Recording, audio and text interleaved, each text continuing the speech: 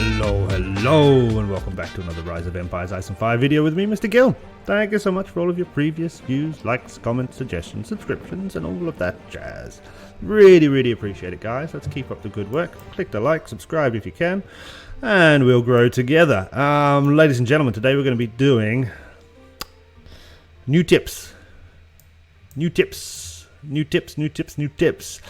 January 11th, 2020, I released a video called My Top 5 Tips. That video is actually one of my most watched of all time, and it's okay. However, watching it back, I went...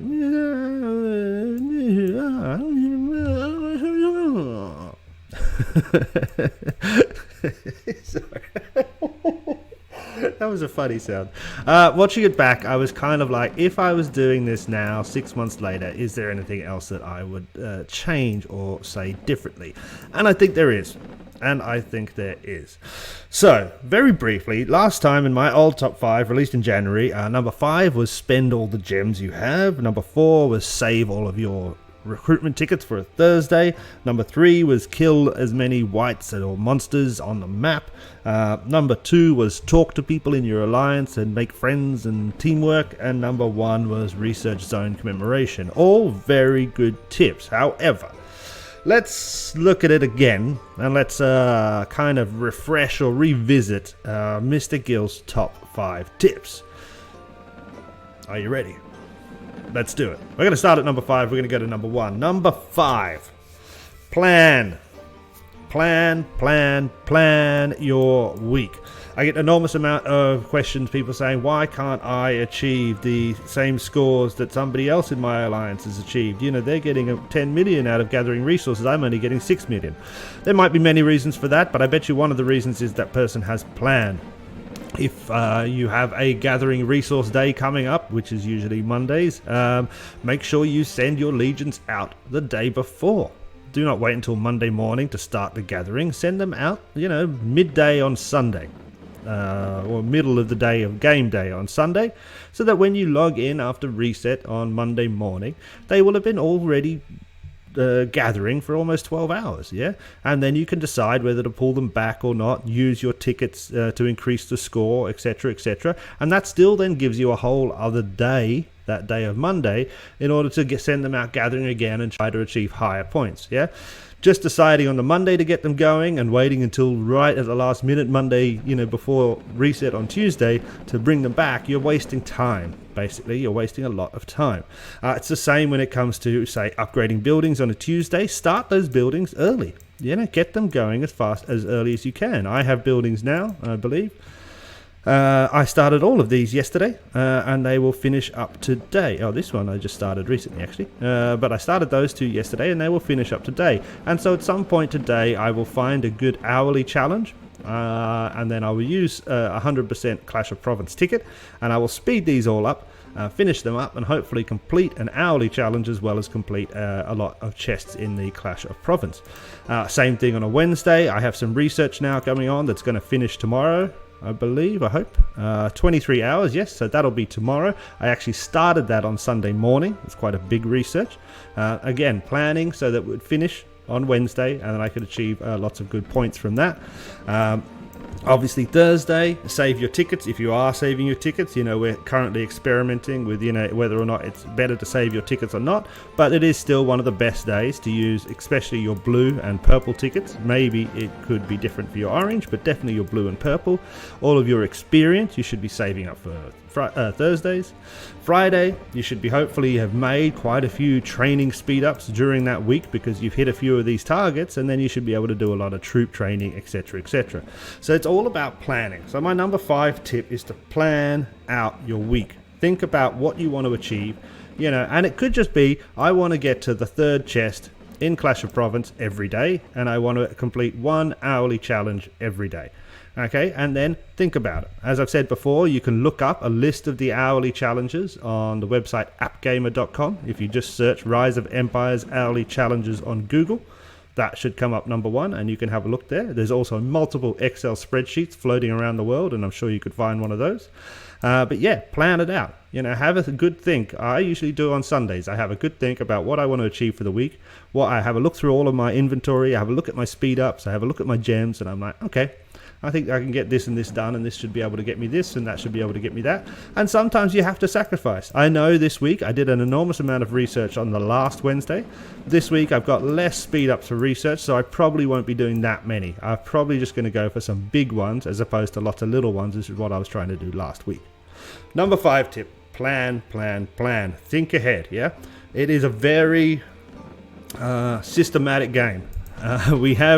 There is 3 weeks of these Clash of Provinces, and it's the same every single day. And then the 4th week, it's only different on the Monday. Yeah, otherwise it's exactly the same every single day. It's very easy to plan your week out. The hourly challenges are exactly the same. Yeah, they're all the same, repeated every single week. You can easily find that and kind of plan out what you want to do. Number 4 tip, constant production. Okay, constant production. Now your farms, and we can see them here, they will keep producing as long as they've got charcoal. If there is no charcoal, their efficiency will drop, obviously, but as long as they've got charcoal, they will keep producing. By constant production, I mean things like Dragonite, I mean things like Crystal, I mean things like, what else do I need? Materials, sorry, here. So we're constantly making more materials. Yeah, at the moment, what am I doing? I'm doing these ones, I've got these ones lined up, constantly lining up new. So we don't want these buildings especially, and this is why I kind of group them together. I don't want to stop producing Dragonite, stop producing crystals, or stop producing materials at any point, okay? All of these things, and I'll do another video on Dragonites and crystals, but crystals obviously we need for dragons, for upgrading our war rooms. Dragonite we need for crafting new equipment, and some of the equipment, gold equipment, costs lots. Let's have a quick look at that actually. Craft. Let's do some gold steel cavalry, like this one. How much is that going to cost me? No. Oh, it says unknown. Why does it say unknown? No, I know it's something like 10,000 or something, 10,000 Dragonite in order to do that. So you need to have a lot of Dragonite. So constant production.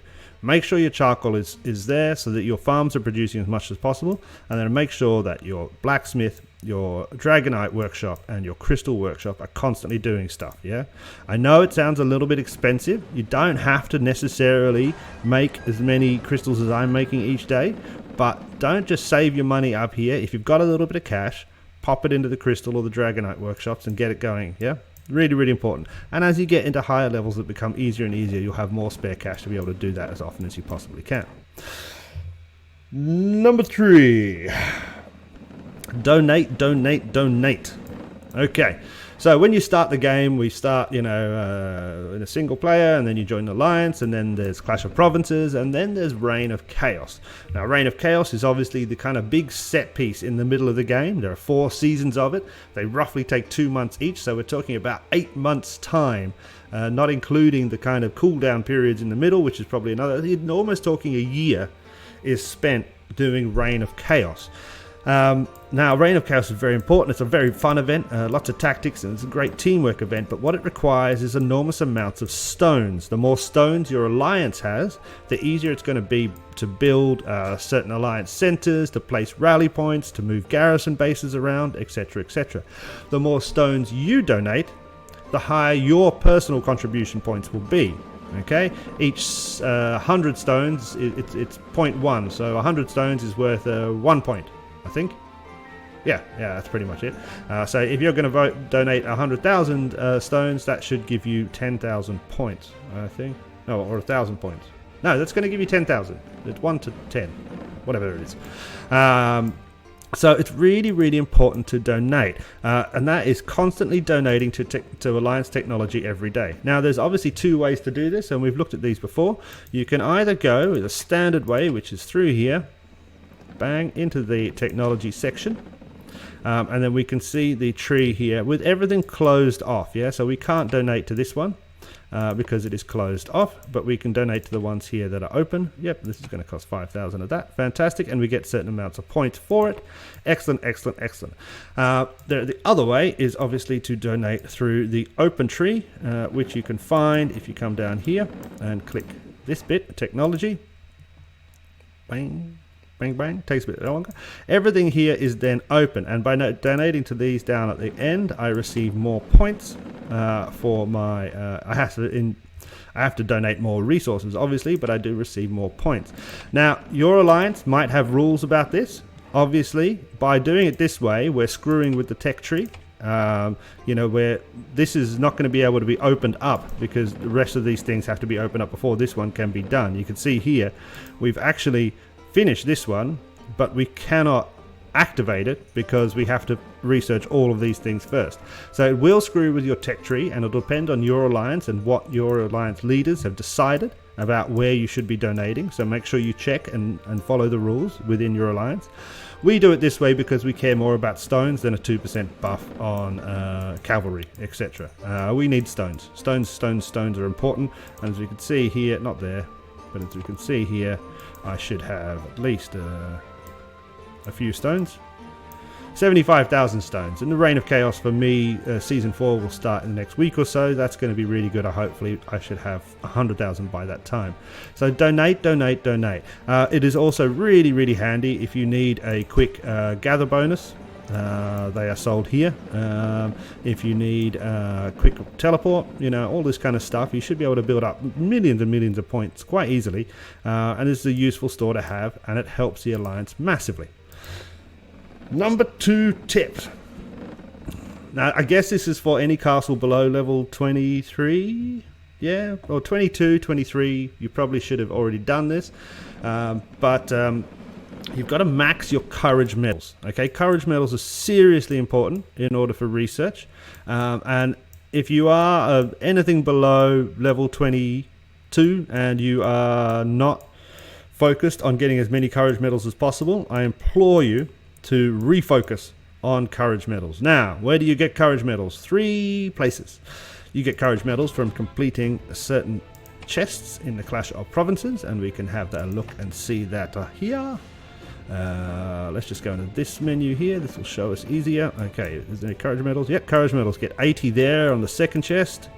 Courage medals. Get 240 there on the third chest. 50 on the fourth. 200 on the fifth.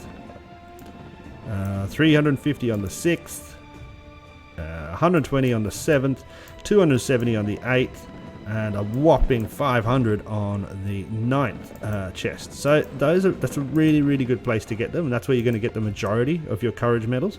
You can also get them through attacking monsters, especially high level monsters. If we pop in here and have a quick look at a monster attack, we should see one. I believe it was monster attack, please. This guy. There was one of these, wasn't it? Just here. Gave me a courage medal. No, not that one. We'll look in one more and then I'll just pretend that we saw it. No, okay, no, this is going to annoy me. Where are they? Courage medals. Here? No, come on. Where's the courage medal? I just saw it. I was just looking through here to check that I received one. Ah, God damn it. There, this one. It's got to be this one. What? Okay, I know I'm wasting time, but now I really want to find this because it's annoying my head. There we go, a courage medal. Okay, fantastic. So, attacking higher level monsters will give you a chance of receiving 1 courage medal. And again, it doesn't sound like a lot, but it does add up over time. If you're attacking 40 or 50 monsters a day, which I currently try and do, you might be ending up with an extra 20 to 30 courage medals, which is very useful indeed. The third and final way of receiving courage medals is through the hero token in the bar. So we can, there it is, there's the bar. Token shop. You can swap. See, we can see here 100 tokens for 250 medals. This is actually not the best deal. The best deal is where it is 50 tokens for 15 medals. That is the best deal that you can get. And if you see that, I would be buying that constantly. You should be focused, especially your tokens, on courage medals before fragments. Yeah. Unless you have finished your zone commemoration research. And that's what brings us to tip number 1, which is the same as my previous old number 5 best tips video from January, is zone com. I'd say I get, I don't know, let's say 30 messages a week, and those messages are nearly always, why is this player getting more points than me? The first thing I always do is get a little bit grumpy, because I don't believe you should be, I don't know, people just seem to be envious and jealous of people all the time. Why can't I be as strong as him? Well, maybe he's just playing better. He's a better player. It's a game.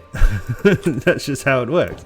But basically, the reason, nearly 99% of the reason why somebody is going to be doing better than you and getting more points than you in Clash of Provinces and getting more resources is because they have studied more of the zone commemoration. Zone commemoration, and I've said this in a single video, I've said this in many videos, is without a doubt the single most important bit in this game. By completing zone commemoration, you are maxing out your rewards. You are doubling, tripling your rewards from Clash of Provinces. We can see here, this is increased Clash of Province recruitment score gain. So every time I recruit now, I'm getting 42% extra points. Here, Arms Expert. Increase all points received from Clash of Provinces. This is up to 60% now, and I'm not even finished this. I should be finished this. I've been telling people to finish this since, January at least, and I could have easily done this by January, except that I'm lazy and I was focused on other things. This is more important than castle level.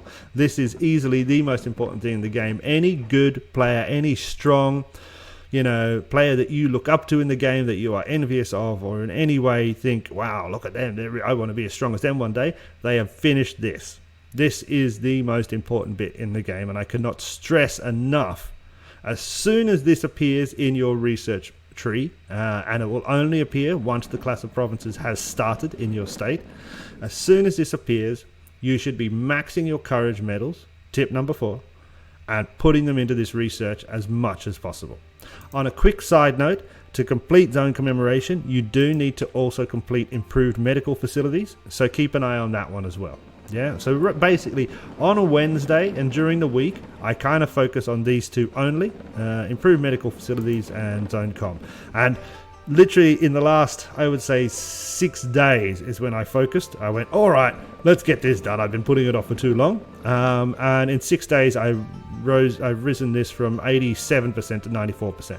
And I should be completing this probably towards the end of this week. So in the next 4 to 5 days, I should have this done. Depending on improved medical, I have to work out, And this is more important. I could have gone to castle level 24 by now, but I have decided not to, because I'd rather spend all of those resources, especially that wood, on getting that zone commemoration research done. So that's the new top 5. Plan, produce, donate, maximize, zone com.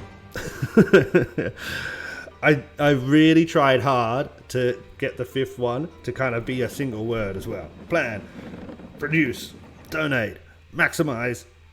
I couldn't work out research. No, it just doesn't sound right. Zone com. That is the plan. That is the system. The Mr. Gill system of beneficial gain. That's a nice word. The system of beneficial gain. Ladies and gentlemen, I hope you enjoyed that. Let me know down below if you agree or disagree. I'm sure there's lots of people who disagree, because you always seem to pop up. And there's lots of people who agree, so let me know that as well.